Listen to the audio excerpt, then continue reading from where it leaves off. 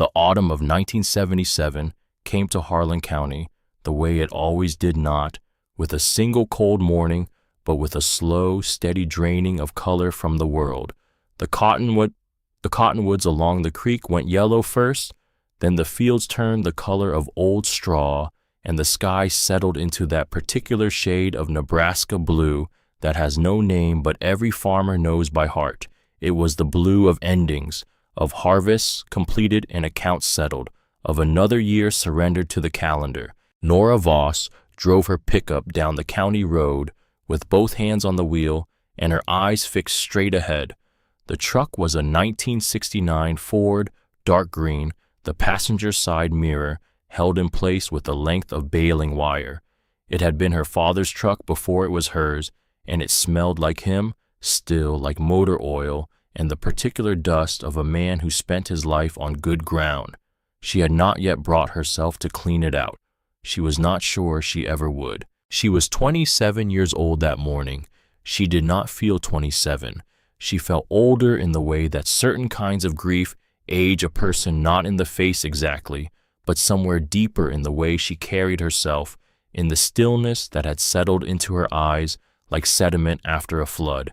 She had been through a divorce, a funeral, and a banker's office in the span of 24 months, and each of those things had taken something from her that she had not yet figured out how to replace. The auction was being held at the Dempsey Farm 4 miles east of Milford on the county's flattest stretch of road. Harlan County auctions drew men from 3 counties over on a good day, and this was a good day, clear skylight wind, the kind of fall morning that made Nebraska feel like a promise rather than a punishment. There were trucks parked along the fence line stretching nearly a quarter mile in both directions by the time Nora pulled in and found her spot at the end of the row. She sat in the cab for a moment before getting out. She was not afraid. She wanted to be clear about that, at least to herself. The stillness she was working to maintain was not the stillness of fear.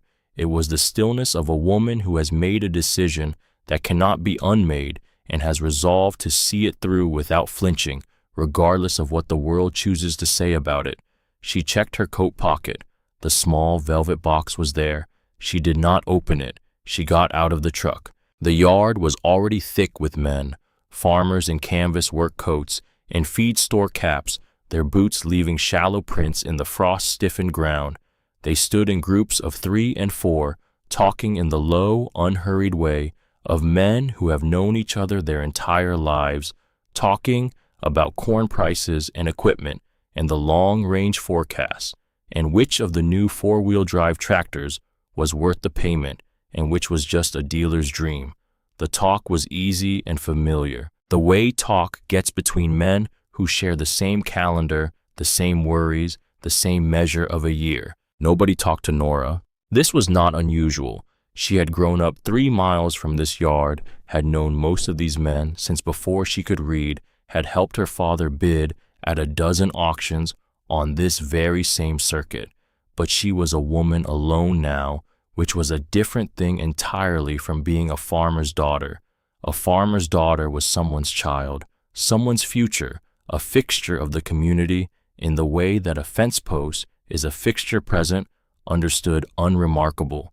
A woman alone, with a divorce that was still talked about in the coffee shop and a banknote that was talked about even more, was something the community had not quite decided how to categorize yet.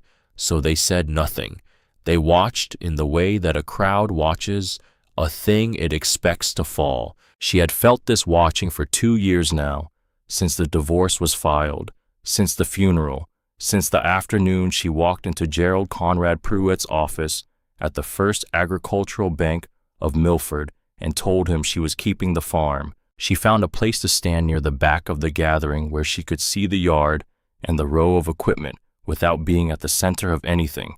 The auctioneer, a man named Birch Kellerman, was already moving through the early lots, a set of disc harrows, a grain wagon, a line of small implements that drew quiet but steady bidding. Kellerman was good at his work. He had a voice like gravel rolling down a tin roof and a memory for faces that made every man in the crowd feel personally addressed. He kept the energy moving, kept the bids climbing, kept the morning from going slack. Nora watched and waited. She had not come for the disc harrows. 3 weeks earlier, she had been sitting in a straight-back chair on the wrong side of Conrad Pruitt's desk, listening to a man explain her own life to her. Pruitt was in his late 50s, broad-shouldered, in the way of a man who had once been physical, but had spent 2 decades behind a desk softening the edges. He wore a good suit always, and a silver tie pin in the shape of a wheat stalk that Nora had always found obscene, a banker wearing wheat, like a decoration, like a trophy. His office smelled of wood polish and cigarette smoke, and the walls held framed photographs of himself shaking hands with men she was supposed to recognize as important. He had called her in to discuss what he called the current status of her operating note. The note was $47,000.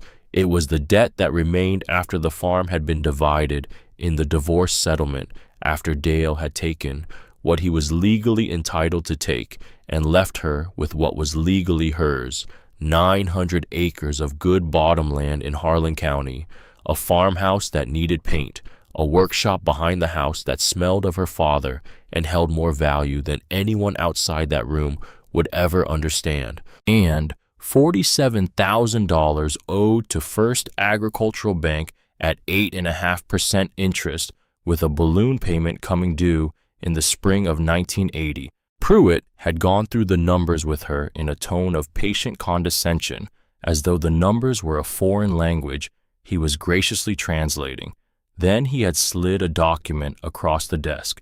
Nora had looked at it. It was a purchase offer from a company called Heartland Grain Corporation. The offer was for all 900 acres at a price that would cover the banknote and leave her with what Pruitt described as a comfortable amount to start fresh. Start fresh, as though the farm were a bad habit, as though her father's entire life were something to be started fresh from. She had asked Pruitt directly who was Heartland Grain Corporation, a regional development company, he said. Agricultural consolidation, very well capitalized. They were acquiring parcels throughout the Republican River Valley, building economies of scale. It was, he said, the direction the industry was moving. Small family operations were finding it increasingly difficult to compete. The mathematics, he said, were simply not favorable. Nora had looked at him across the desk. She had a particular memory that came to her in that moment, a memory of arriving at the auction grounds that morning, having parked her truck at the far end of the lot. She had walked past the back of the equipment yard on her way in following the fence line, and she had seen something she was not meant to see.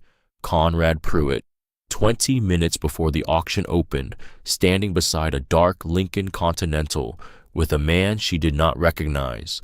The stranger was in a city suit, carrying a leather briefcase. They had spoken for perhaps 3 minutes.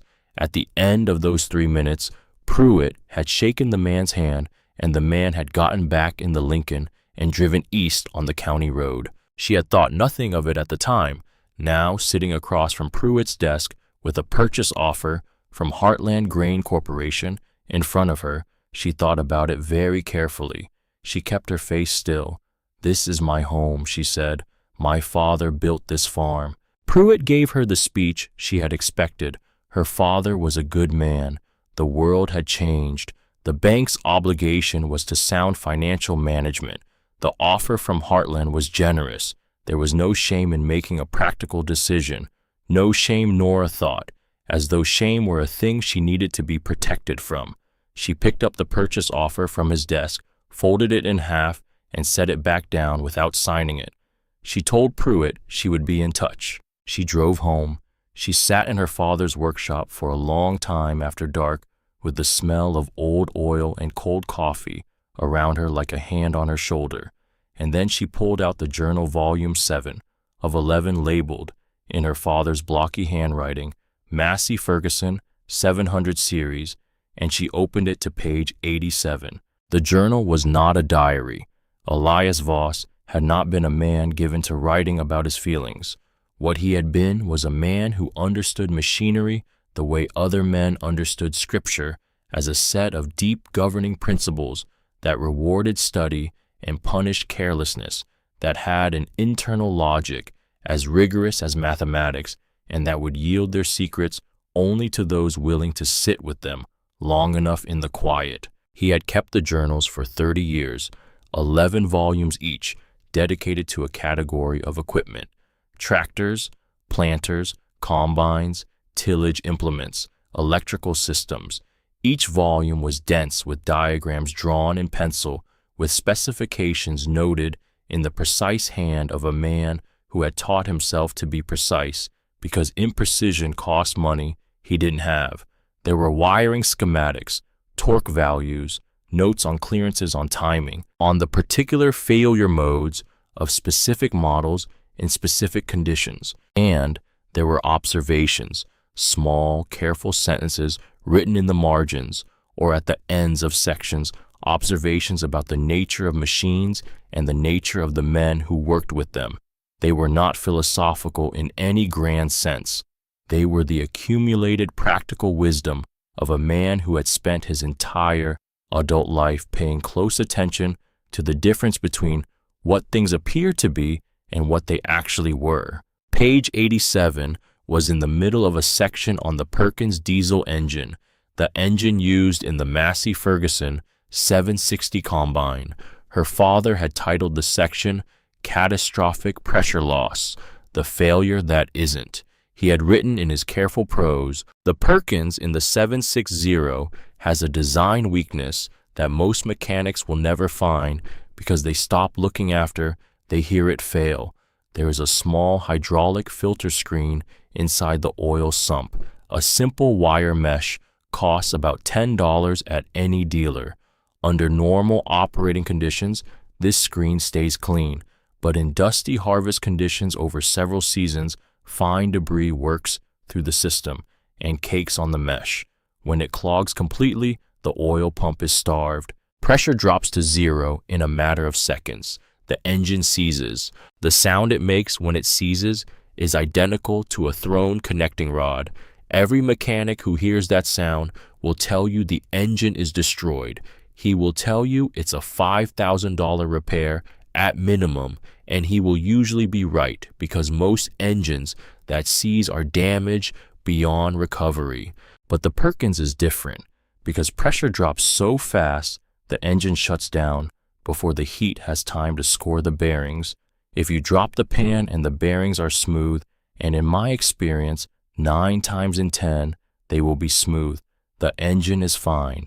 Clean the screen, check the bearings, reinstall, the engine will run. Most men will condemn this engine and sell it for scrap. That is a $5,000 mistake built on the false evidence of a sound. Below the text, her father had drawn a diagram. It was simple and precise, with each part labeled in his small handwriting: the filter screen, the sump, the oil pump, the path of pressure loss. It was the kind of diagram that a man draws when he has already made the $5,000 mistake once and is determined that no one he cares about will ever make it again. Nora had read that page 11 times before the morning of the auction. Birch Kellerman's voice rose above the crowd as he moved through the middle lots, a grain truck, a loader, a set of planting monitors, still in their original boxes, which drew serious money from 2 men in the back who bid against each other in the quiet, businesslike way of people for whom the amounts are real. The crowd thinned and thickened in waves as men drifted toward the coffee urn and back. The morning was warming slowly. The frost had burned off the grass. Then Kellerman moved to the final row. This was where auctions like this one always kept their sorrows. The last row was the place where things ended up when they had no other place to go. Equipment too old to command a real price, too broken to be useful, too costly to dispose of otherwise. Every man there knew the last row. They approached it with the particular mixture of pity and professional detachment that experienced farmers brought to all forms of failure. The Massey Ferguson 760 was at the end of the row, and it was the worst thing in it. It sat heavy and low on its massive tires, one of which had gone completely flat, and had deformed under the machine's weight into a shape that looked almost organic, like something that had grown that way rather than deflated. The red paint had faded over years of sun to a dull, bleached pink, and where the paint had peeled, and it had peeled extensively, the rust underneath was the deep reddish brown of dried blood. The auger had been damaged at some point and never repaired. It angled off to the left at roughly 15 degrees like a broken arm set wrong, and from somewhere below the engine block a dark stain of oil had seeped into the earth, a wide black shadow that had dried and cracked in the autumn air. The machine looked like it had died in place, like some large animal that had simply lain down in a field and stopped. Kellerman stopped in front of it. He looked at it for a moment with the expression of a man asked to sell something he would prefer not to have seen. Then he took a breath, and the showman in him reasserted itself. "All right," he said, "Lot 342, Massey Ferguson 760 Combine. As is. Where is?" A low sound moved through the crowd, not quite laughter, the sound men make when a thing confirms what they already suspected. "What's the story on that one, Birch?" a voice called out. "Engine seized up," Kellerman said. "Owner said it just quit on him mid-harvest. Probably threw a rod clean through the block. Boys, I'm going to be straight with you. We're selling this for scrap value, so who will give me $500 to start it off?" Silence. Real silence, the kind that has texture. The men looked at the machine with a kind of mournful contempt. They knew what a Sears Perkins meant. They had all either seen it or known a man who had. It was one of the sounds of ruin, that heavy grinding shriek, and then the silence that followed. That silence meant money, big money, $5,000 at a dealer's shop, maybe more if the block had cracked. And for what? A machine that was 20 years old on its best day, with a bent auger and a flat tire and rust that had gone down to the bone. Nobody moved. "All right," Kellerman said, 300. "Come on, somebody take it home for 300. More silence. A few men turned away. The coffee urn was more interesting than this. 200, Kellerman tried. $200, it's basically free. It's metal. You can cut it up and sell it as scrap and break even on the day."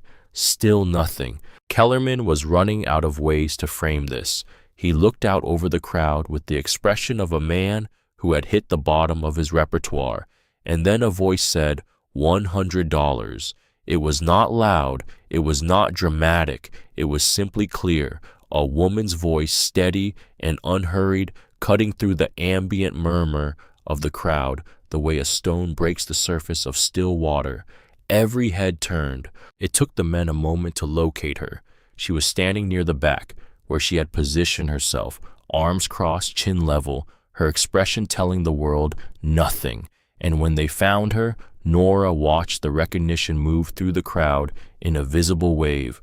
The Voss girl. She saw it in their faces, the quick recalibration, the slide from surprise into something more complex. These were men who had known her father, who had attended his funeral and brought covered dishes to her farmhouse and meant every word of their condolences. They were not bad men, but they were men of a particular world, and in that world, a 27-year-old woman bidding on the most catastrophically broken piece of equipment at an autumn auction was not a business decision. It was a symptom. She saw the pity settle in. She saw the kindness that accompanies pity, which is a different thing from respect. She saw a few men look at each other and make the small adjustments of expression that mean let her have it. Don't bid against her. It would be cruel. What they saw was a grieving daughter, unmoored by loss, making an emotional gesture toward a machine her father might have loved. What they saw was someone reaching for something to hold on to in the wreckage of 2 bad years. What they could not see, what Nora had spent 11 nights making sure of, was page 87. Birch Kellerman recovered his composure faster than most. He was a professional, and he had seen stranger things, though perhaps not many.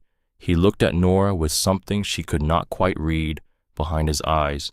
Sympathy, maybe, or the particular discomfort of a man who knows something and is not sure whether to say it. "I have $100 from the young lady," he said. "Do I hear 150, 125? Come on, boys, the tires are worth that flat or not." Nothing. The men held still. Not even the scrappers at the edge of the property moved. They could see the arithmetic. At $100, there was no profit in bidding against her. And even if there had been, they would not have done it. You did not bid against a grieving woman at an auction in Harlan County. That was simply not done. Kellerman waited the required time. He looked left, then right. He looked at the machine one more time, as though it might suddenly justify a higher number. It did not. "Sold," he said.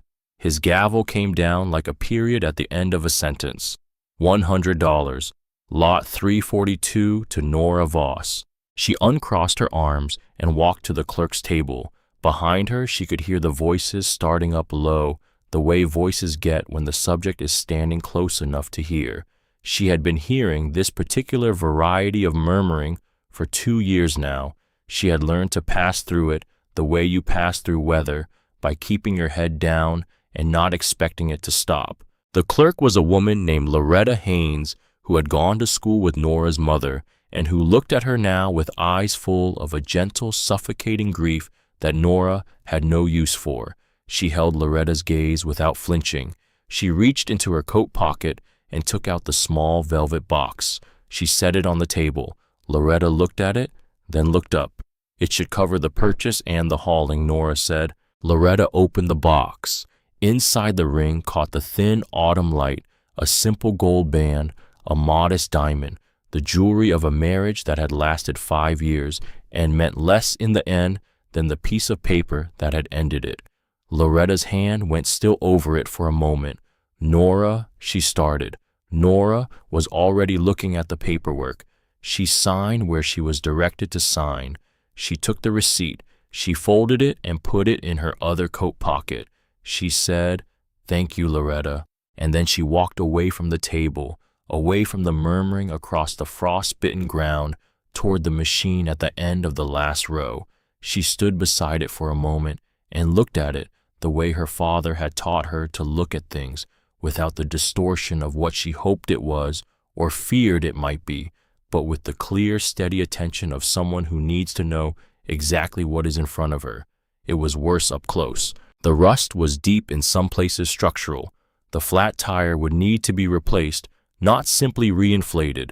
The auger would need straightening or replacement. A dozen belts and seals had deteriorated from years of outdoor storage. The cab was a wreck, cracked glass foam seating that had gone hard, and crumbled instruments so fogged they were illegible. But she was not looking at those things. She was looking at the engine block, at the dark stain of oil on the earth below it. She was looking at the evidence, and she was reading it the way her father had taught her to read evidence, not for what it seemed to say, but for what it actually said.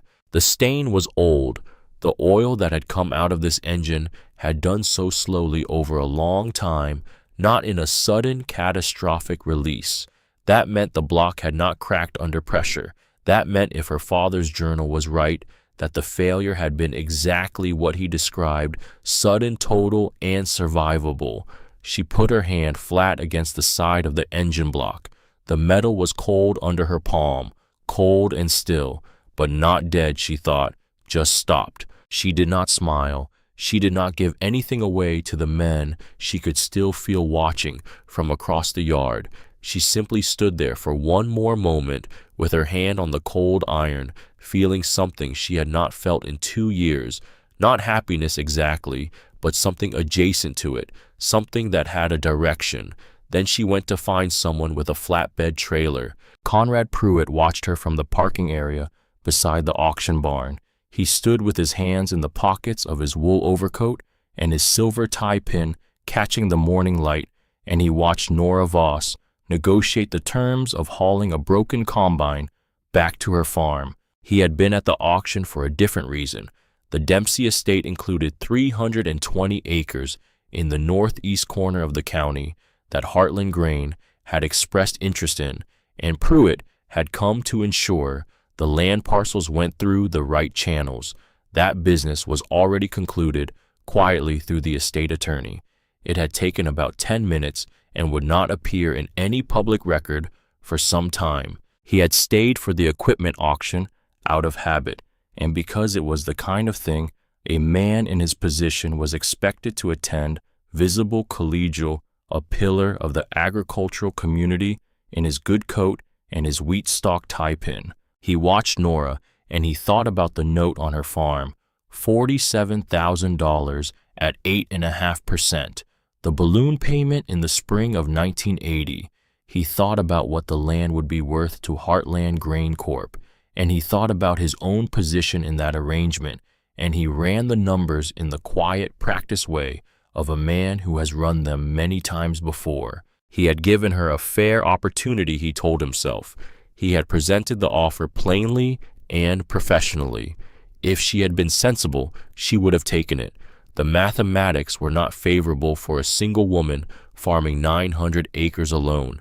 They simply weren't. What he watched now across the frost-hardened yard was a young woman who had just paid $100 and her wedding ring for a machine that would never run again, spending her last resources on a gesture, drowning and calling it swimming. He was not a cruel man, he told himself.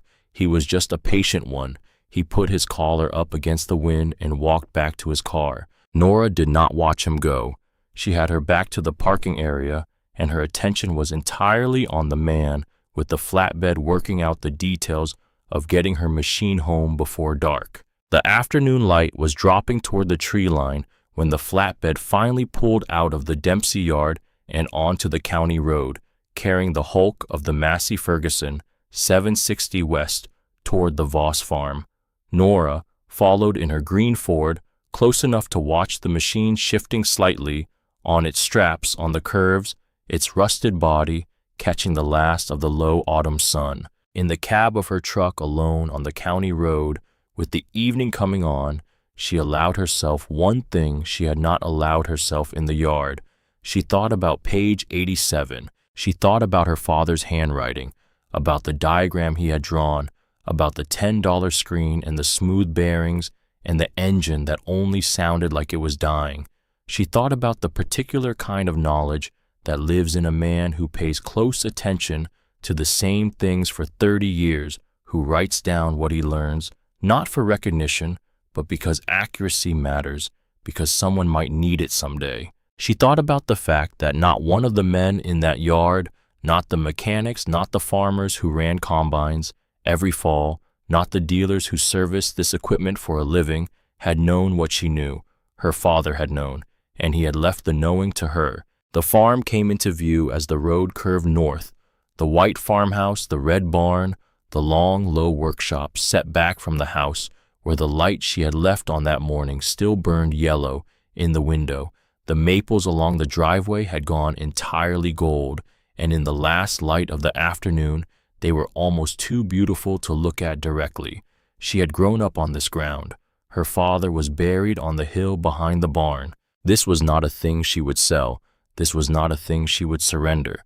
Not to Conrad Pruitt, not to Heartland Grain Corporation, not to the accumulated pressure of a community that had already written the story of her failure and was just waiting for her to confirm it. She pulled into the driveway behind the flatbed and got out of the truck.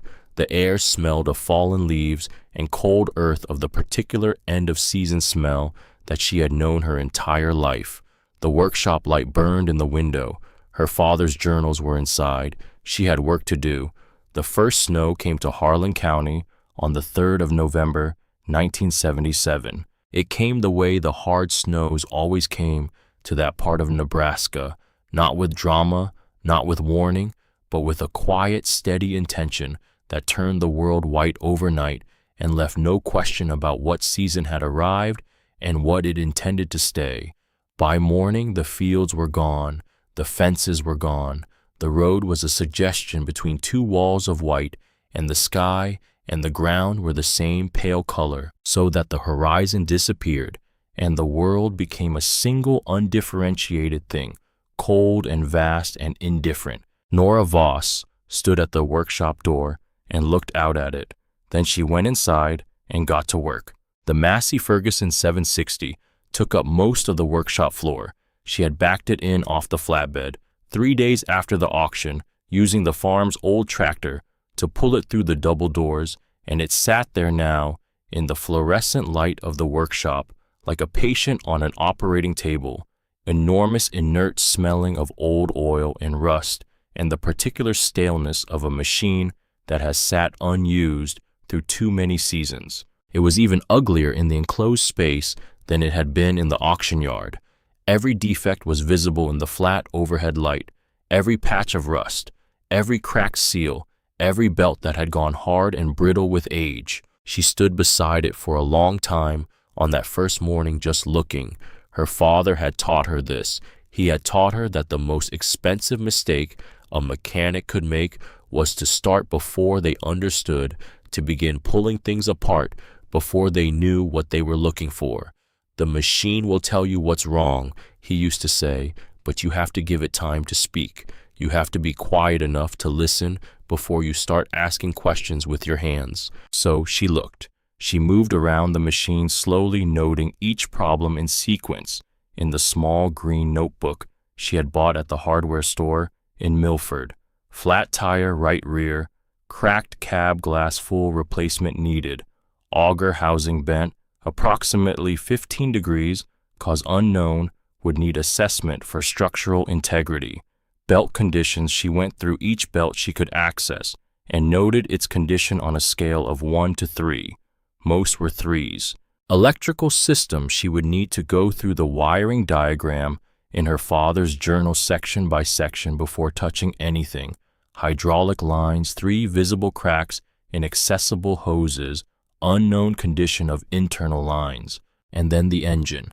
She spent an hour just on the engine before she touched it. She looked at the stain on the floor beneath it, the old oil stain dried now that the machine had left on the workshop concrete when she pulled it in.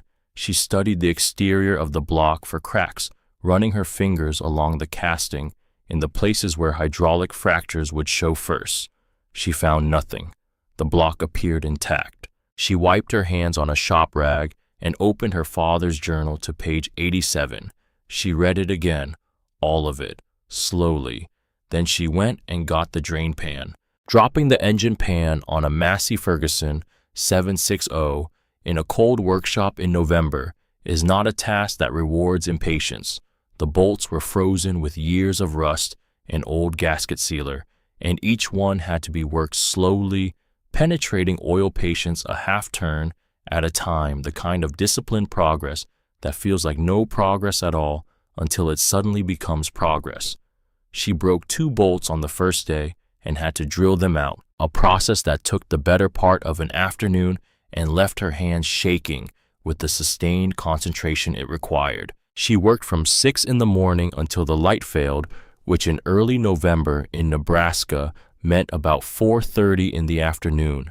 Then she went inside, ate whatever she had thought to make the night before, and sat at the kitchen table with the journal open in front of her, reading ahead, planning the next day's work, making notes in her green notebook, going to sleep early and dreaming sometimes of the machine in the workshop, of its dimensions and its systems, of the path that oil took through the engine, of the precise location of the filter screen on the diagram her father had drawn. On the 4th day, she got the pan off. She set it aside, wiped her hands clean, and brought her work light low over the open bottom of the engine.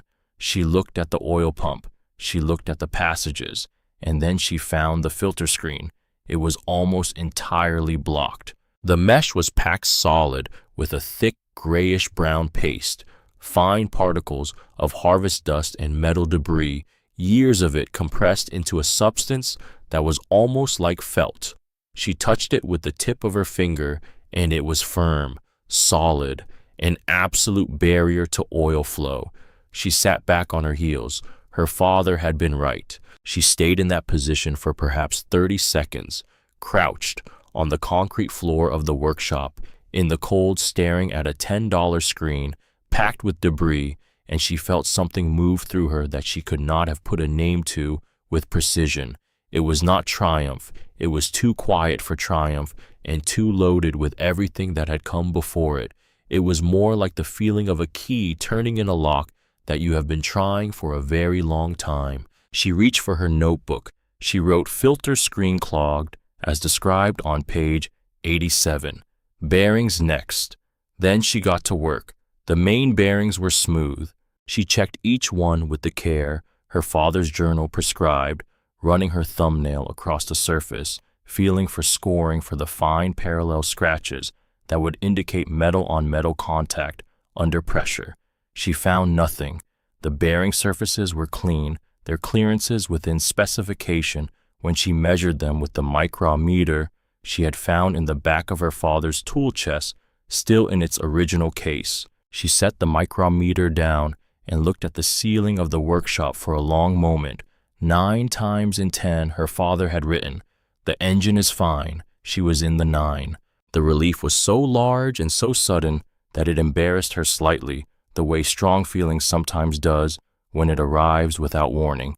She had carried the uncertainty of this for 3 weeks, since the night she had first read page 87. She had held the possibility of being wrong alongside the possibility of being right, and she had not allowed either one to become a certainty, because certainty before you have the evidence is just a different kind of wishful thinking. Her father had taught her that too, but the evidence was in now. The screen was blocked, the bearings were smooth, the engine was salvageable. She closed her notebook, put it in her coat pocket, and began the work of cleaning. Cleaning the filter screen took 2 hours and a can of solvent.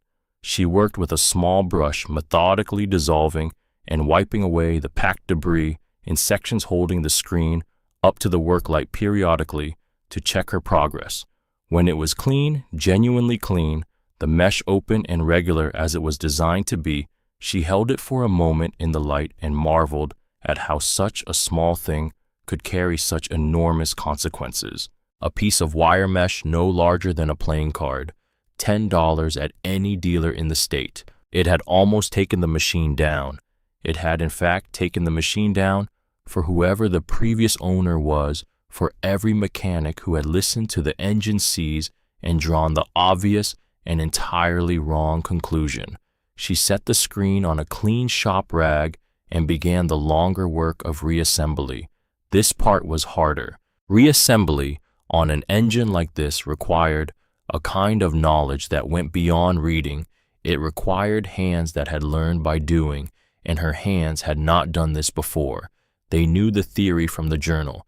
They did not yet know the feel, and there is a difference she was discovering between knowing how tight a bolt should be and knowing in your fingers and your wrists what that torque actually feels like. There is a difference between reading the specification for valve lash clearance and understanding in the tips of your fingers the precise resistance that tells you the feeler gauge is at the right depth. She made mistakes. On the 14th day of work, a head gasket that she had installed and torqued to specification refused to seal. She discovered this when she did a preliminary pressure check, air pushing through the joint where no air should have been able to pass. She stared at it for a long time. She checked her torque sequence against the journal. She checked the gasket surface. She could not find what she had done wrong. It was past 10 o'clock at night. The workshop was cold. The propane heater she had brought in kept the air above freezing, but only barely, and the metal of the machine conducted the cold from outside with a directness that made her hands ache after an hour of close work. She had been in this workshop for 12 hours. She had eaten a sandwich at noon and nothing since. She picked up a 3/8-inch combination wrench and threw it across the workshop. It hit the far wall with a sound that seemed very loud in the enclosed space and fell to the concrete. The echo ran around the tin roof and died. She sat down on the concrete floor. She sat there with her back against the rear wheel of the machine, her knees drawn up, her hands in her lap. The work light threw hard shadows across the underside of the combine. The heater ticked. Outside, the wind had come up, and she could hear it working against the workshop walls with the persistent, impersonal force of weather that has no knowledge of and no interest in what is happening inside. She thought about Conrad Pruitt's offer. She let herself think about it fully without the protective refusal she usually wrapped around it.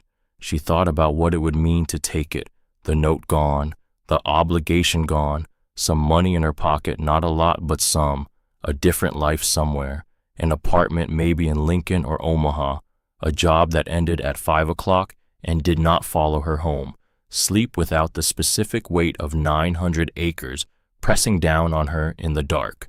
She sat with that for a while. Then her eyes found the journal lying open on the workbench where she had left it face down to keep her place. In the sharp light of the work lamp, she could see her father's handwriting on the open page. She could not read it from where she sat, but she knew the handwriting. She had known it her entire life. The blocky, careful capitals, the slight right lean of the lowercase, the way he pressed just hard enough to make an impression without tearing the page. She remembered something he had written, not the technical content, but the other kind, the kind he left in the margins in smaller letters, as though he were not sure it belonged in the official record of the thing. The machine will tell you what's wrong. You have to be quiet enough to listen. She sat on the concrete for another few minutes. The wind pushed at the walls, the heater ticked, then she got up off the floor. She picked up the wrench. She set it on the workbench. She looked at the head gasket joint for a long time, moving the work light slowly along the mating surfaces, and then she found it, a surface irregularity she had missed in the initial inspection, a low spot in the deck surface near the number 3 cylinder, barely perceptible, that was preventing full contact at the gasket edge. She could not machine it flat without equipment she didn't have, but she could address it. She worked for another 2 hours and she fixed it. The winter of 1977 going into 1978 was the longest winter of Nora Voss's life, and it was also, though she would not have described it this way at the time, the most clarifying. There is a particular kind of knowledge that comes from working alone on a large, difficult problem in the cold and the quiet over a sustained period of time with real consequences attached to the outcome. It is not the knowledge that comes from books, though books are where it starts. It is not the knowledge that comes from being taught, though teaching is part of its foundation. It is the knowledge that comes from the accumulated experience of 1,000 small decisions made under pressure, where the feedback is immediate and unambiguous. The gasket either seals or it doesn't. The bearing either shows scoring or it doesn't. The valve lash is either right or it isn't. Her father had known this kind of knowledge in his bones. She was building it from the beginning, one cold morning at a time, and the building of it was changing her in ways she could not yet fully measure. She learned to use a torque wrench not just to hit a number, but to understand what the number meant, what the resistance in the fastener was telling her about the joint it was securing.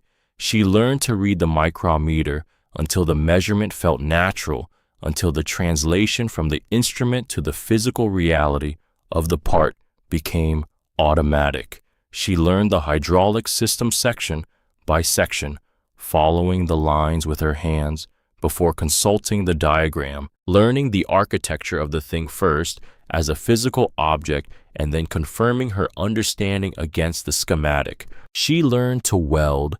This was the hardest thing. Her father's journal contained a section on basic repair, welding, the kind of welding that a farmer needed to know, not the artistic or structural welding of a professional, but the practical joining and patching that kept a working farm running between dealer visits. She had watched her father weld dozens of times. She thought she understood it. She did not understand it. The first time she struck an arc, the bright white flare of it shocked her even through the welding helmet, and her hand flinched, and the bead she laid was a ragged, porous mess. She ground it off and tried again, and again. She went through an entire spool of wire on pieces of scrap steel before she laid a bead she would have trusted to hold under stress. Then she addressed the auger housing. The bend was at the base where the housing met the main body of the combine. She studied it for 2 days before she touched it, measuring the angle of deviation, identifying the point of maximum stress, understanding what forces had created the damage and what forces any repair would need to withstand. Then she built a jig from scrap steel, applied heat in the right sequence, and worked the housing back to within 2 degrees of straight. She welded a reinforcing plate behind the repair. She ground the welds flush and checked the clearances. It was not perfect, but it would hold. The winter passed like this, one problem at a time, one morning at a time, each solution generating the next problem and the next solution in a sequence that was exhausting and consuming, and in a way she was not willing to admit to anyone entirely alive. She was alone, yes. The community had not changed its assessment of her situation. When she went to the co-op in Milford for parts and supplies, the conversations around her tended to stop and resume at a different register, not hostile, just careful the way conversations get when they are being edited in real time. She heard the word stubborn applied to her once in the parking lot by a man who thought she was out of earshot. She did not stop walking. She was not stubborn. She was informed. There is a difference. The letter arrived in January. It came on the letterhead of First Agricultural Bank of Milford with Conrad Pruitt's name at the bottom above his signature. Nora read it at the kitchen table on a Tuesday morning with her coffee going cold beside her. Pruitt had found something in the original loan documents, a clause that her father had signed, buried in the standard language of a 1971 operating note concerning the maintenance of collateral value. The clause stated in the precise and weaponized language of bank contracts that the borrower was required to maintain all equipment and assets listed as collateral in good working order, and that any significant diminution of collateral value resulting from neglect or misuse was grounds for the bank to require immediate remedy or to accelerate the repayment schedule. Pruitt's letter argued that the acquisition and storage of non-functioning machinery on the collateralized property, specifically a Massey Ferguson 7.6, combined in a state of complete mechanical failure, constituted a potential impairment of collateral value under the terms of the note. He was not, the letter was careful to say, making a formal demand at this time. He was simply notifying Nora of the bank's position in the interest of transparency and suggesting that she give the matter her attention. Nora set the letter down. She picked up her coffee. She drank it. She read the letter twice more slowly, parsing each sentence for its actual meaning beneath its formal language. What it said, translated out of the bank's careful prose, was this: I am watching you. I have found a lever. If you give me cause to use it, I will. She went to the workshop. She worked for 14 hours. What Pruitt did not know, what he could not have known because he was not a man who looked closely at things he expected to be defeated, was where Nora was in the repair by January. The engine pan had been reinstalled for 3 weeks. The head gasket was sealed. The valve train was set. The hydraulic lines had been replaced throughout. The electrical system had been gone through wire by wire using her father's wiring diagram, and 2 faulty grounds had been found and corrected. The flat tire had been pulled and taken to the implement dealer in Red Cloud for repair. The machine was close. She was closer than Pruitt imagined, and his letter, which he had intended as a warning, had the precise opposite of its intended effect. It focused her in a way that months of her own determination had not quite managed. It took the effort out of the abstract, out of the category of a thing I am doing for myself, and placed it in the concrete category of a thing I am doing in direct opposition to a specific person who has underestimated me. Her father had told her once that the best motivation he ever found was a man who believed he already knew the outcome of a thing. She thought about that in the workshop alone, in the cold, with the work light burning above the machine that everyone believed was dead. She thought, not yet, Mr. Pruitt. You don't know the outcome yet. The morning she tried to start the engine for the first time, was the last week of March 1978. The snow had been retreating for 2 weeks, pulling back from the fields in ragged patches, leaving the dark earth exposed in long, irregular shapes that looked from above like something trying to emerge from the ground. The creek was running high and loud with snowmelt. The cottonwoods along the drive were beginning to show the first faint green of new growth, not leaves yet, just the suggestion of them, the color of intention. She had done everything the journal said to do before a first start on a rebuilt engine. She had pre-lubed the system by filling the filter and the passages with clean oil before installation. She had checked every connection, every clearance, every belt tension. She had gone through the checklist in her father's journal 3 separate times on 3 separate days, because she knew that the things you miss are the things you stop looking for once you believe you have already found them. She had fresh diesel in the tank. She had checked the glow plugs. She had checked the throttle linkage and confirmed it moved freely through its full range. She climbed up into the cab. She sat in the damaged seat in the cold air of the cab. She had not yet replaced the cracked glass, and it was cold, and she looked out through the windshield at the workshop wall. She could see her father's tool calendar on the wall, the one he put up every year from the implement dealer in Minden. March 1978, a photograph of a wheat field at dawn. She put her hand on the key. She thought about her father sitting in a seat like this one on some other machine, some other morning decades ago, and the particular expression he got when he was about to learn something.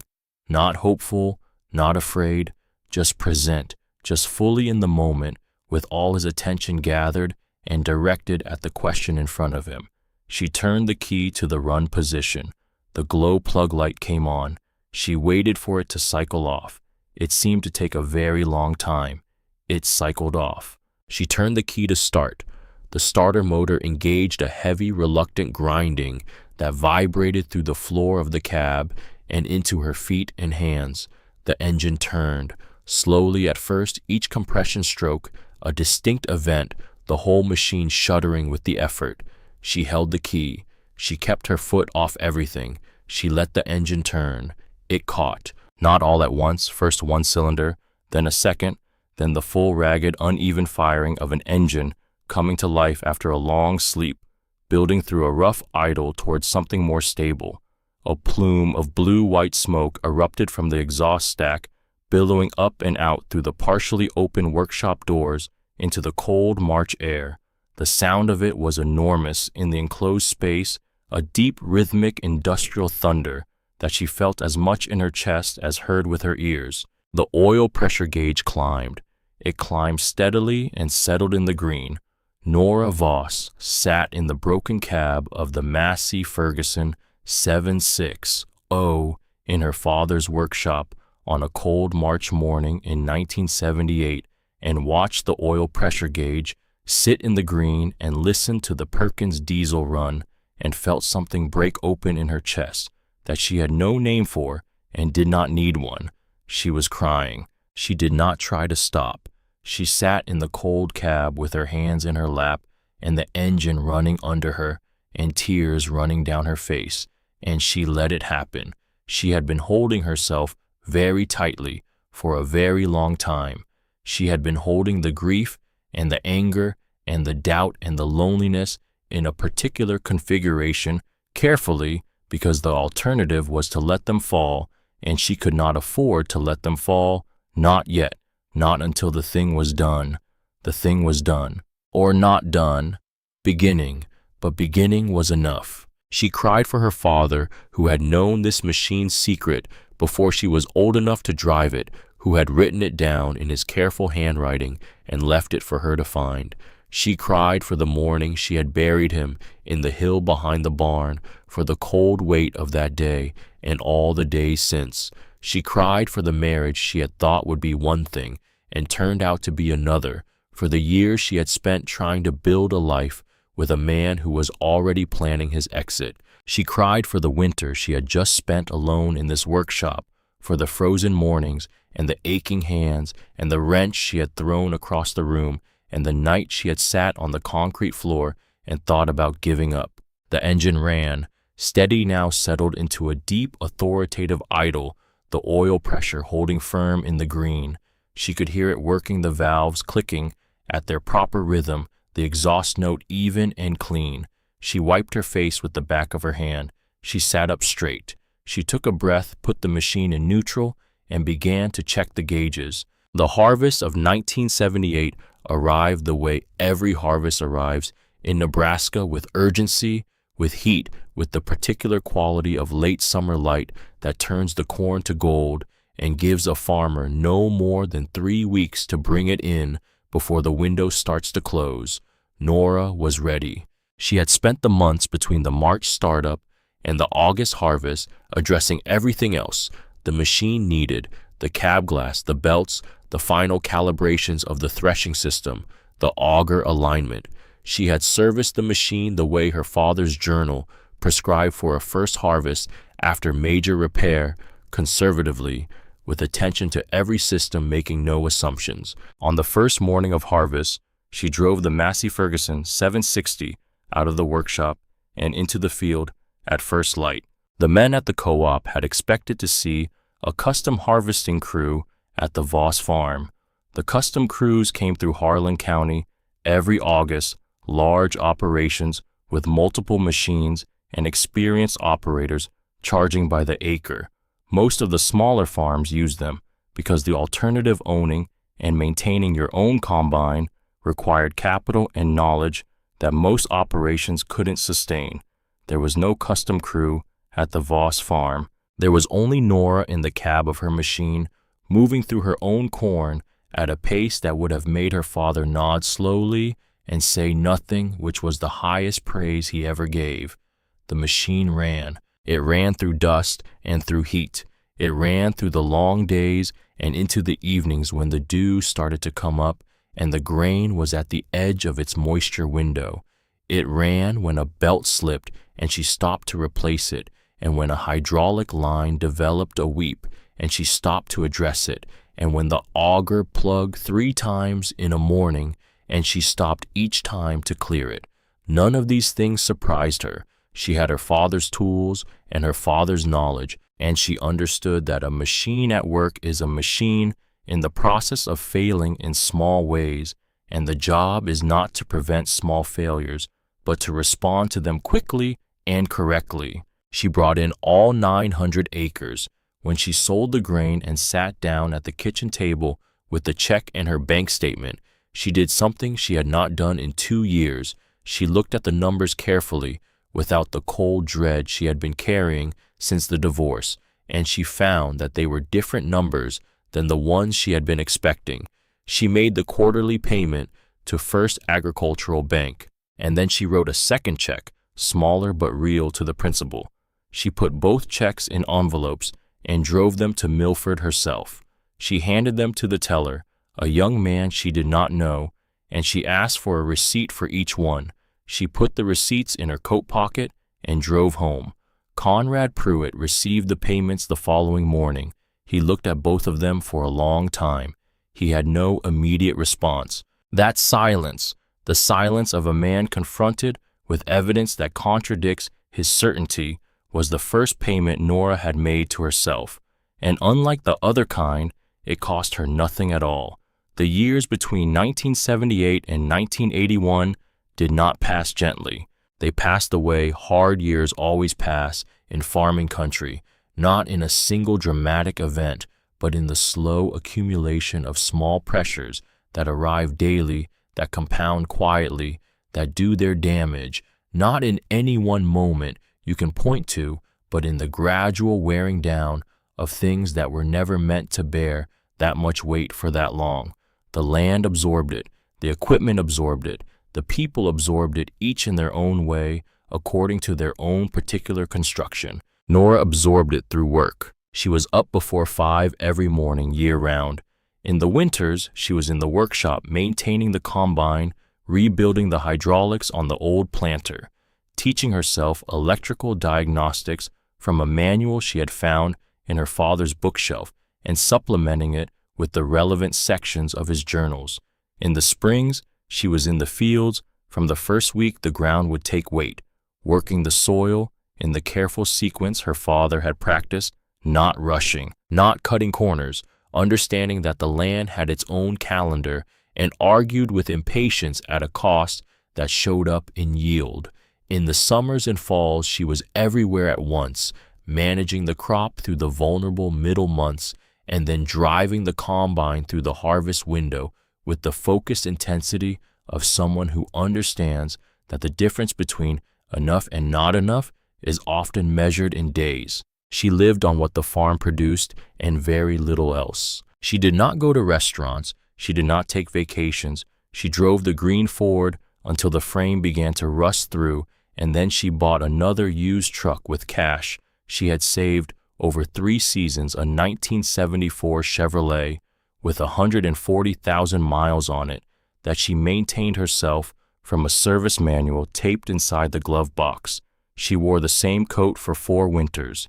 She heated the farmhouse with wood she cut from the dead elms along the creek, spending Saturdays in November with the chainsaw and the splitting maul, stacking the wood under the lean-to beside the barn with the methodical care of someone who measures warmth in cords.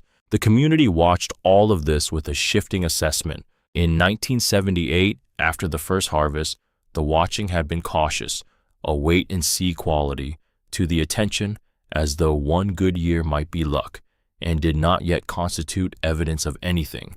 In 1979, after the second harvest, the assessment began to change. The fields were clean, the fences were mended, the farmhouse had gotten its paint, the barn roof, which had been losing shingles for 2 years, was whole again. These were the visible indicators that a farming community used to measure a neighbor's situation, and by those measures, the Voss farm was not declining. It was not static. It was in the careful language of people who do not give compliments easily holding up. By 1980, some of the men at the co-op had started talking to her again. Not all of them, but enough. She accepted this without comment. She had not been waiting for their approval, and their return to ordinary neighborliness did not change anything about how she operated or what she thought. But she was human enough to notice it and honest enough with herself to acknowledge that it was easier to walk through a room where people acknowledged your existence than one where they pretended you were invisible. What she did not tell them, what she told no one, was how close the margins were. Every year she made the payments, and every year she put something on the principal, but the balloon payment was coming, and the numbers she ran at the kitchen table in the long winter evenings told her that she would make it probably if nothing went wrong, if the yield held, if the prices held, if nothing broke that she couldn't fix herself, if Conrad Pruitt did not find another lever in the fine print of her father's contract. That last condition was the one she slept least easily about. Dale Whitfield came back in the spring of 1979. She did not know he was coming. She was in the south field checking tile drainage when she saw the unfamiliar car in her driveway. Not a truck, a car, a late model Buick in a shade of brown that looked like it belonged in a city parking structure rather than a Harlan County gravel drive. She drove back to the house on the tractor, cut the engine, and climbed down. Dale was standing by the Buick, and he was not alone. The man beside him was in a suit jacket and carried a leather folder, the particular combination of attire that meant either a salesman or a lawyer. And in Nora's current circumstances, the distinction was not especially meaningful because both categories of person tended to arrive with documents she did not want to sign. Dale looked the way she had expected. He would look thinner, yes, and something in his face that hadn't been there before, some quality of having been rubbed against things that were harder than he was. He was 31 years old, and he looked older. He was dressed neatly in new jeans and a pressed shirt, and she could see that the neatness was deliberate, that he had thought about what he wore to this particular meeting, which told her something about how he had framed it to himself. He said her name. He said she looked well. He said the farm looked good. She said nothing. She stood by the tractor with her arms at her sides and waited. The man in the suit jacket opened his folder and began to explain. He said, representing a title review proceeding related to the Voss property. During the review, it had come to his client's attention that certain instruments in the original property transfer, specifically the instruments executed at the time of the divorce settlement, may have contained a technical deficiency regarding the release of co-ownership interest. His client, Mr. Whitfield, wished to resolve this matter cooperatively and was prepared to execute a corrective deed provided that the parties could reach an agreement regarding the property's disposition going forward. Nora listened to all of this. Then she went inside. She came back out with a document of her own, a certified copy of the quitclaim deed that her attorney in Hastings had prepared and filed in the Harlan County Courthouse 11 months after the divorce was finalized. It had been her attorney's specific recommendation, made at a cost Nora had considered steep at the time, and now understood to have been among the best money she had ever spent. The deed was thorough and unambiguous. Dale Whitfield's interest in the Voss property had been extinguished completely, correctly, and on the record. She handed the document to the man in the suit jacket. He looked at it. He looked at it for longer than a man looks at something that contains a simple answer. Then he closed his folder. Dale said nothing for a moment. He looked at the document in the lawyer's hand. He looked at the farmhouse. He looked at the Massey Ferguson 760, visible through the open workshop doors, its red paint freshly clean, sitting in the morning light with the quiet authority of a machine in good working order. Then he looked at Nora. There was something in his face that was not anger. It was not quite shame either, though shame was part of it. It was the expression of a man who has discovered that the thing he walked away from has continued existing and improving in his absence, which is its own particular variety of confrontation. He got back in the Buick. The lawyer followed. They drove down the gravel drive and turned west on the county road and were gone. Nora stood in the yard for a moment after the dust settled. She thought about the attorney's fee she had paid in 1977 and the cold, practical instinct that had prompted her to pay it, and the way her father had always said that the most expensive mistakes were the ones you could have prevented for $50 and didn't. She went back to the south field to finish checking the tile drainage. She did not mention the visit to anyone. The farm crisis, when it finally arrived in full, did not arrive like a storm. It arrived like a tide. In 1980, interest rates began their climb toward levels that the farming community of Harlan County, that the farming community of the entire American Midwest had not seen and had not prepared for. The Federal Reserve was fighting inflation with the only tool it had, which was the price of money. And the price of money went up. The way prices go up when someone has decided they must go up regardless of the costs to those who borrowed at lower rates on the assumption that the world would remain more or less as it was. The farms that were in trouble were the ones that had borrowed to grow, and in the 1970s, growing had been the advice from the banks, from the extension offices, from the agricultural economists who wrote the reports, from the dealers who were selling the large new equipment and the larger new operating notes to carry it.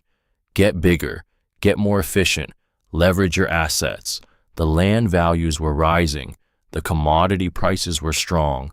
The mathematics in the middle years of the decade had appeared to favor expansion. The mathematics had changed.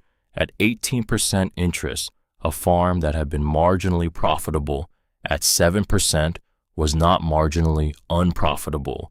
It was catastrophically unprofitable. The operating notes that had seemed like tools became chains, and the chains became anchors, and the anchors pulled down everything attached to them with a speed and completeness that left the community of Harlan County altered in ways that would take a generation to fully comprehend. The auction at the Dempsey farm in the fall of 1977 had been the ordinary kind, an estate dispersal, a family moving on the normal churn of agricultural property. The auctions that began appearing in Harlan County in 1981 were different. They were foreclosure sales conducted on the steps of the county courthouse in Milford, and they had the quality of public grief that is almost unbearable to witness. Nora attended one of them. She did not attend it out of satisfaction. She attended it because Roy Clester, whose farm bordered hers on the north side, was losing his 320 acres to the bank, and she had known Roy Clester since she was 4 years old. She stood at the edge of the small crowd that gathered on the courthouse steps on a gray October morning in 1981, and she watched the auctioneer, not Birch Kellerman, a different man, a court-appointed officer with none of Kellerman's theater, read the legal description of the property and opened the bidding. Roy stood to the side with his wife Marge, who had been in Nora's mother's church circle for 30 years. Roy was 63 years old, and he looked in that moment like a man who had survived something that had not entirely finished with him. His hands were in his coat pockets. His face was very still, with the specific stillness of a man who has decided before arriving exactly how much of himself he will allow this moment to take. The bidding was brief. The bank entered its credit bid. No outside party bid against it. The gavel fell. Roy Clester's farm was gone in 4 minutes. Nora walked back to her truck and sat in it for a long time before starting the engine. She thought about the morning at the Dempsey auction in 1977, 4 years earlier, and a lifetime ago, when she had stood in the same community of men and felt their certainty about her outcome pressing against her from all sides. She thought about what Conrad Pruitt had said in his office, "The mathematics are not favorable." She thought about the particular confidence with which people delivered judgments on the futures of others, and about what that confidence was actually worth when the future arrived. Roy Clester had done everything right by the standards of his community and his time. He had borrowed to grow. He had gotten bigger. He had bought the equipment and worked the land and trusted the mathematics that everyone agreed were sound. She had done everything wrong by those same standards.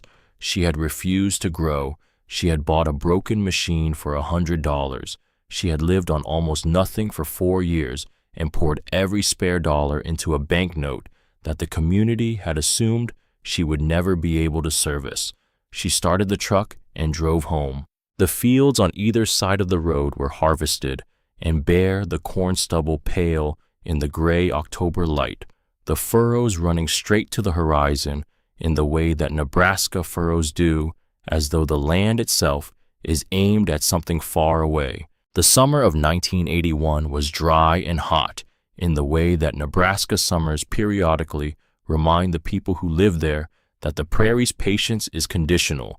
Nora irrigated when she could and prayed when she couldn't, which was an agricultural tradition as old as the settlement of the plains, and she brought in a harvest that was smaller than the previous 2 years, but sufficient. She was in the workshop one afternoon in late August, working on the combine's feeder house drive, when she heard tires on the gravel.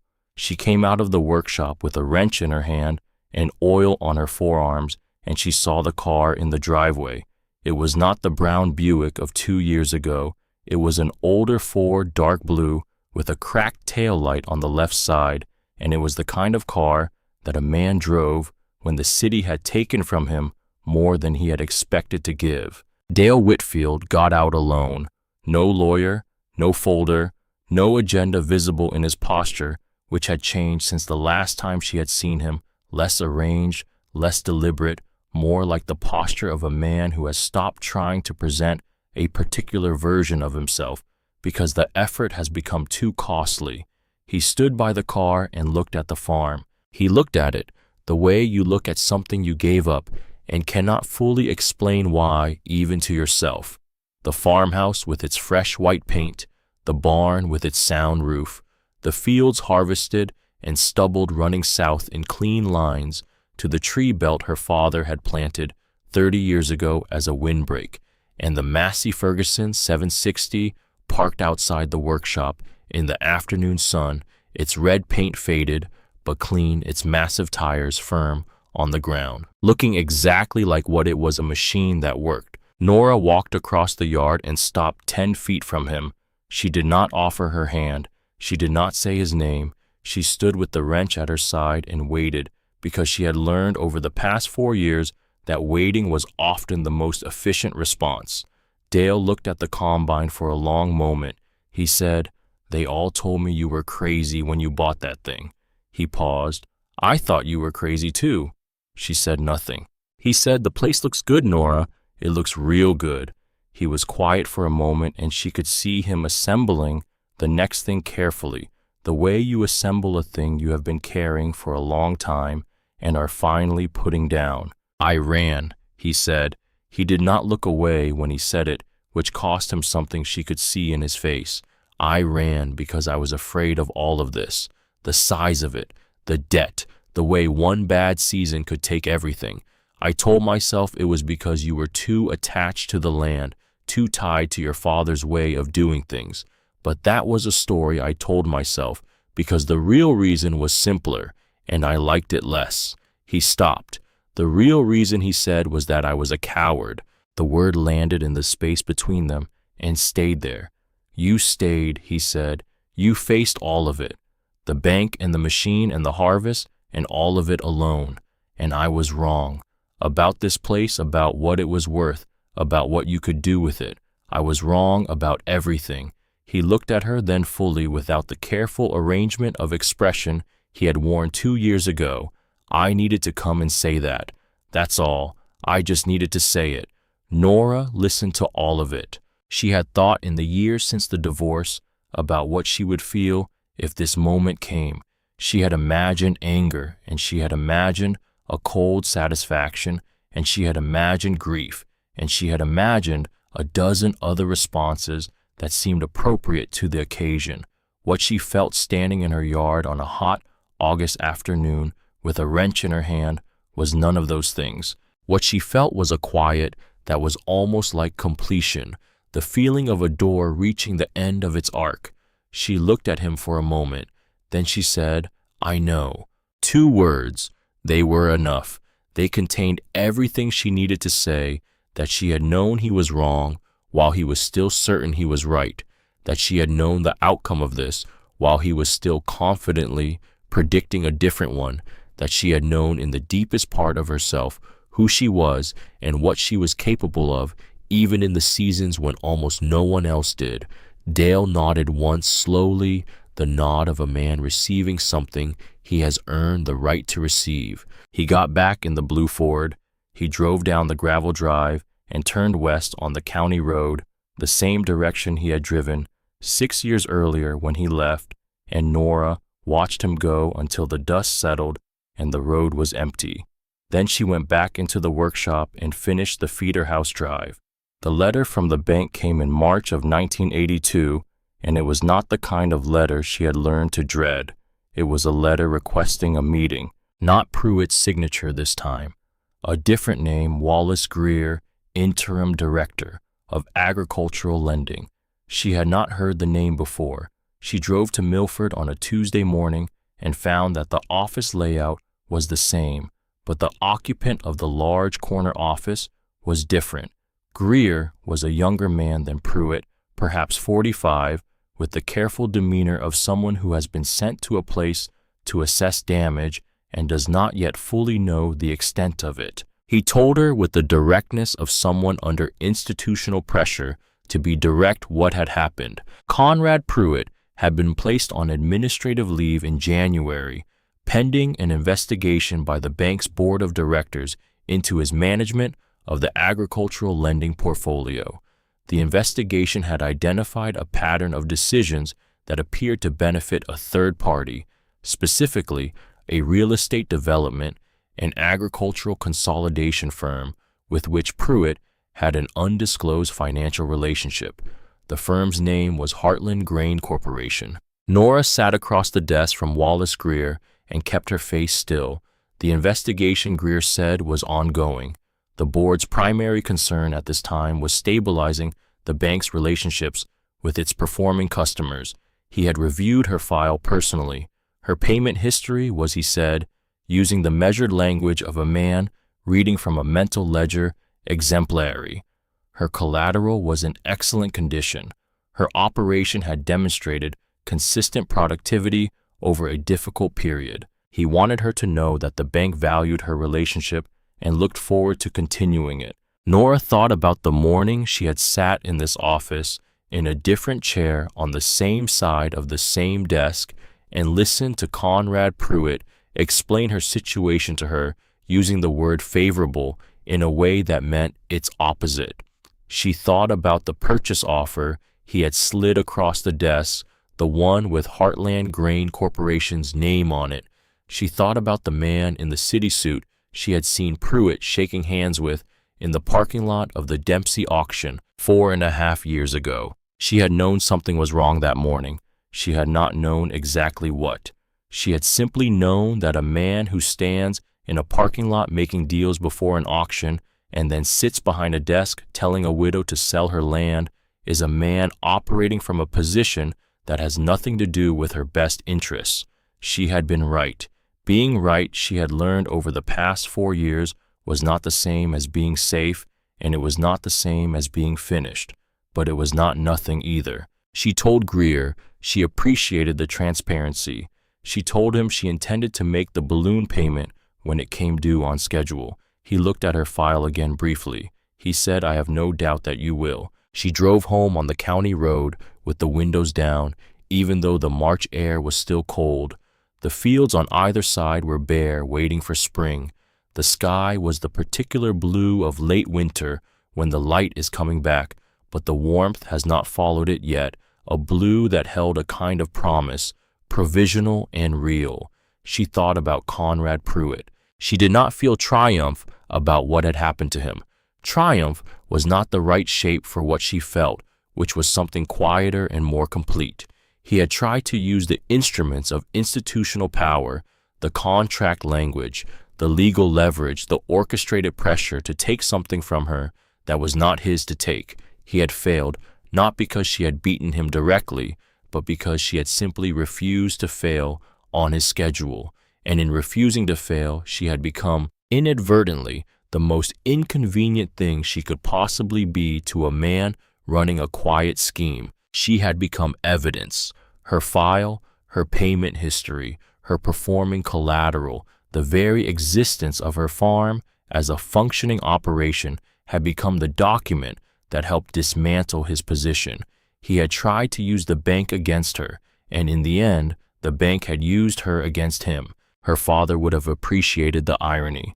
He had a dry, patient sense of humor about the way things worked out, about the way systems and people and machines occasionally produced results that were the precise opposite of what had been intended.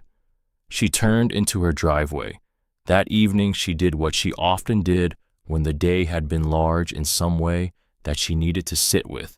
She went to the workshop. It was quiet there, in the way that workshops are quiet when the machines are at rest, a different quality of silence than the silence of the house, denser, somehow weighted with the presence of iron and oil and the accumulated hours of work that had happened in this space. She turned on the work light. The Massey Ferguson 760 stood in its place as it always did, through the winters waiting for the season to turn. She walked around it slowly the way she did at the start of every winter maintenance cycle, looking at it with the full attention her father had taught her to bring to anything she was responsible for.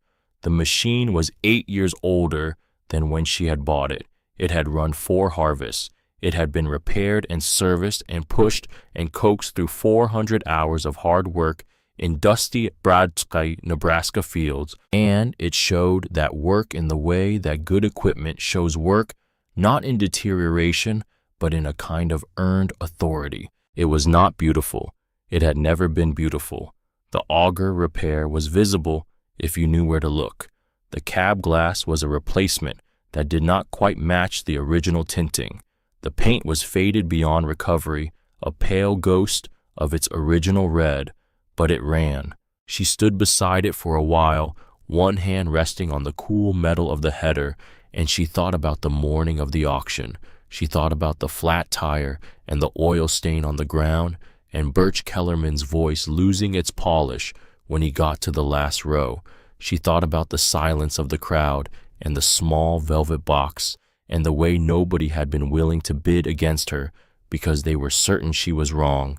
They had been so certain. And there was a thing she had never said out loud, had never said to anyone, that she said now in the quiet of the workshop to no one but herself and the cold iron and the memory of her father that lived in this room more completely than anywhere else on the farm. She had been uncertain too, not about the machine. The machine she had understood. Page 87 had been clear, and her father's record had been reliable, and the evidence in the engine pan had confirmed what he had written.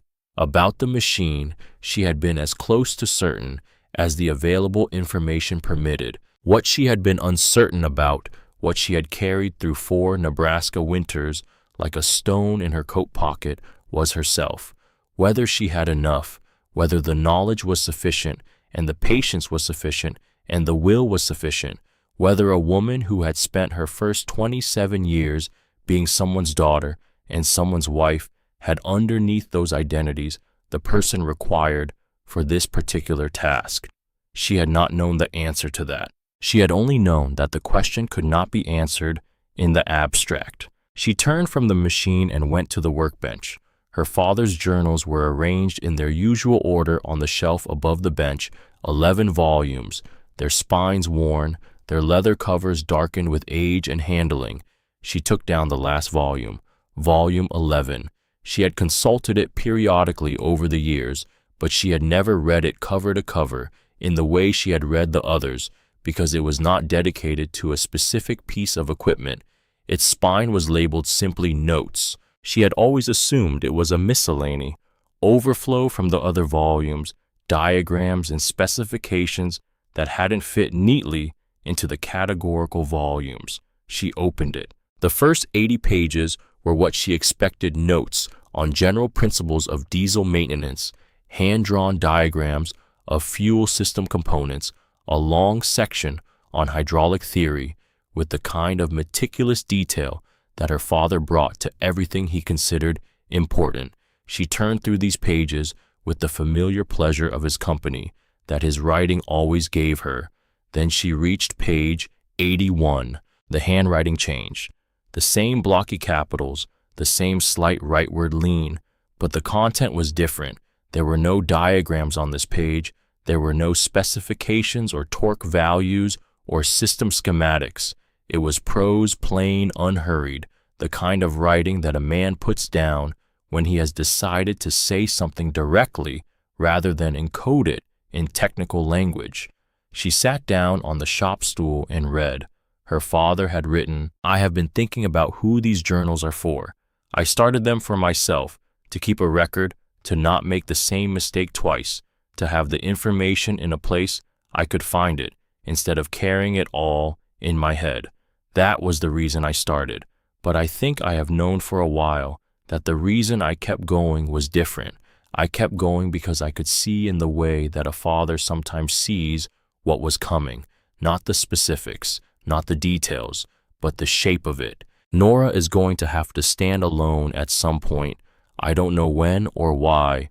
I hope I'm wrong, but I have watched her entire life, and I know what she is and what she is tends to end up alone before it ends up understood. That is the cost of being built the way she's built. If she has gotten this far, if she has read through all 10 of the other volumes and arrived at this one, then the alone time has happened and she has come through it, because she would not have needed these books any other way. I want to say something that I was not always good at saying when I had the opportunity to say it in person. You were always the one who could do this, not because you are exceptional in some grand way, though you are, but that is not the point, but because you are willing to sit with a hard thing until you understand it. Most people are not willing to do that. They want the answer before they have earned it. You never did. You always understood that the earning and the answer are the same thing. The land will ask everything of you. It does that to everyone who takes it seriously. But it gives back in kind, and what it gives you cannot get any other way. I knew you wouldn't quit. I want you to know that I knew. The farm is yours. It was always yours, not because of any document, but because you are the one willing to understand it. Your father. Nora sat on the shop stool in the workshop in the quiet of a March evening in 1982 and held the open journal in her hands and did not try to stop what happened next. She cried for a long time. Not the way she had cried in the cab of the combine in the spring of 1978, that had been the crying of exhaustion and relief, the release of a held breath. This was different. This was the crying of being found, of being seen fully and accurately by the person whose seeing had mattered most across the distance of death and time and the 4 hardest years of her life. Her father had known. He had known she would need the journals. He had known she would make it to the last page. He had built the entire archive, 11 volumes, 30 years of careful documentation, not just as a record for himself, but as a bridge he was building toward a moment he would not be alive to witness. She had thought all this time that she was carrying his legacy forward. He had been carrying her. The balloon payment came due in the spring of 1980 as scheduled, and Nora made it. She had been building toward it for 2.5 years, and it was large, and it took everything she had saved beyond the operating reserves. And when it was done, she sat at the kitchen table and looked at the bank balance in her ledger and understood that she was still solvent and the land was still hers. In the spring of 1983, she made the final regular payment on the operating note. She drove to Milford on a Wednesday morning and handed the check to the teller, a different young person than the one from 1978, the faces at the bank having cycled through in the intervening years, while the institution itself staggered through its own crisis. She asked for a receipt, as she always did. The receipt said, balance remaining $0. She looked at it for a moment, then she put it in her coat pocket and drove home. By the autumn of 1983, the Voss farm was known in Harlan County for a different reason than it had been known in 1977. It was known as a place where things worked. The neighbors who had survived the crisis, and not all of them, had the landscape of farms around her, having changed substantially in the past 6 years, had begun to arrive in her driveway with a frequency that she had not anticipated. They came with questions about their equipment, about maintenance schedules, about the specific failure modes of specific machines that were costing them money they could not afford. They came with the diffident, sideways approach of people asking for help from someone they had underestimated, which was its own variety of acknowledgement. She helped them, not out of magnanimity. She was not built for grand gestures, and her father had taught her that genuine help was specific and practical rather than general and sentimental. She helped them because she knew things that were useful, and because withholding useful knowledge from a neighbor who needed it was not something she could justify to herself. Jim Radke, who farmed 2 sections east of her, came by in October with a problem on his Gleaner combine that 3 mechanics had failed to diagnose. She spent an afternoon with him going through the system methodically and found a partially collapsed intake fitting that was creating an intermittent vacuum leak. The repair took 45 minutes. He offered to pay her. She told him to bring her a cord of firewood before Christmas. He brought 2. Tom Eberhardt, whose family had farmed the land north of her since before either of them was born, came with a hydraulic problem on his planter that had been costing him significant downtime at the worst possible moments. She traced it to a check valve that was failing intermittently, showed him how to test for it, and told him where to order the part. He stood in her workshop, looking at the Massey Ferguson 760 while she wrote down the part number, and he said something that she remembered afterward. He said, "Your father would have been proud of you, Nora." She did not look up from writing. She said, "I think he already was." She tore the page from her notebook and gave it to him. After he left, She stood in the workshop for a moment, in the particular quiet that follows a day that has been full of human contact. Then she went to the workbench and took down a new notebook, not the small green one she had used through the repairs, which was long since full, but a larger one, the kind with a hard cover, the kind that was built to last. She opened it to the first page. She thought for a moment. Then she wrote in the blocky, careful capitals that she had learned from watching her father write, the same way she had learned almost everything that mattered. Massey Ferguson, 760, complete overhaul and operational record, 1977 to 1983. Notes on the Perkins diesel, notes on the hydraulic system, notes on the threshing system, notes on what failed and what held, and what I learned from both. She paused. Then below the technical heading, she wrote one more line, smaller, in the margin the way her father had always written, the things he wasn't sure belonged in the official record but knew needed to be said, for whoever needs it next.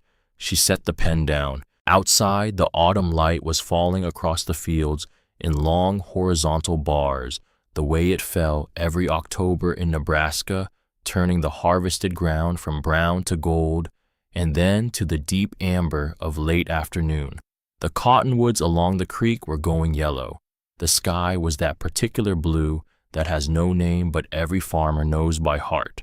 The blue of endings, yes, but also, if you had learned to read it correctly, the blue of everything that comes after endings. She put the notebook on the shelf beside her father's journals, 11 volumes, and now a 12th beginning. She turned off the work light. She walked to the workshop door and stood there for a moment, looking out at her land in the last of the day's light. 900 acres of good Nebraska bottomland, not the banks, not Dale Whitfields, not Conrad Pruitt's, and not Heartland Grain Corporations, and not the communities, and not the crowds, hers. Earned not by inheritance, not by luck, not by the approval of anyone who had stood in a dusty auction yard in the autumn of 1977 and watched her trade her wedding ring for a broken machine. Earned by the only currency that the land actually accepted, knowledge, patience, the quiet courage to stand alone and trust what you knew even when every voice in the room was telling you that you were wrong. She stood there until the light was nearly gone. Then she went inside.